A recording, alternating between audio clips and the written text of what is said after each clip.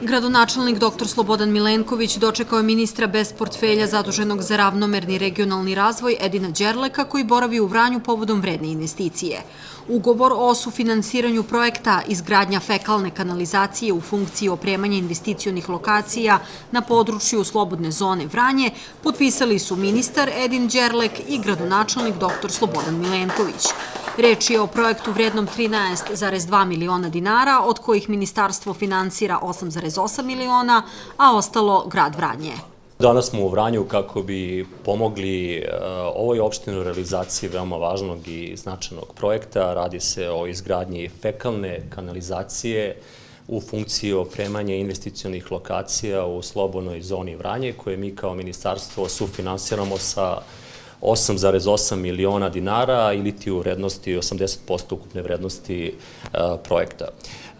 Dakle, ovo što radimo ima za cilj omogućivanje zaokruživanja infrastrukturnog zaokruživanja investicionih lokacija i direktnih tehničkih uslova za dovođenje investitora i izgradnje poslovno-proizvodnih kapaciteta i otvaranja novih radnih mesta za nezaposlena lica i u Vranju, ali i u čitavom Pčinjskom okrugu, i to je ono što smo kao Ministarstvo za ravnomerni regionalni razvoj najavili ranije, da ćemo ulagati u poslovne zone, u industrijske zone, kako bi obezbedili preduslove za dovođenje investitora. Znamo da su investicije jedan od ključnih faktora razvoja i okruga i regiona, ali i čitave države. Osim ulaganja u infrastrukturu, investicije takođe ulažemo u ostale segmente razvoja kao što su obrazovanje i pametna specijalizacija, koja se pokazala jedan od ključnih faktora regionalnog rasta i razvoja u Evropi, naročito u zemljama koje su u tranziciji, a svakako da je Vranje prioritet za buduća ulaganja vlade, i to je ono što je rekao i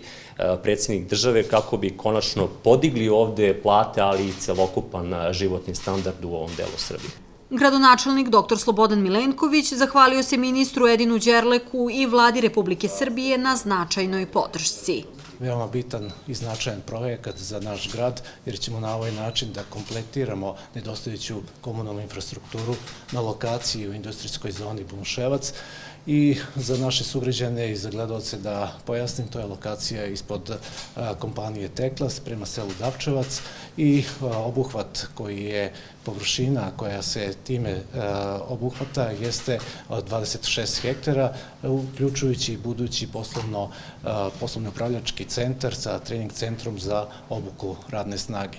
Ja bih želeo da se zahvalim ministru, ali i vladi Republike Srbije, jer mi zaista kroz ove projekte i kompletno uređenje slobodne zone stvaramo preduslove za dolazak investitora, i mi iz lokalnog budžeta to ne bismo mogli da isfinansiramo da nije ovakve podrške kako sada imamo od strane vlade i nadležnih ministarstava.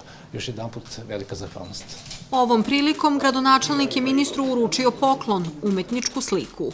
Nakon toga ministar Đerlek i gradonačelnik Milenković sa saradnicima obišli su lokaciju u slobodnoj zoni gde će se sprovesti ovaj projekat.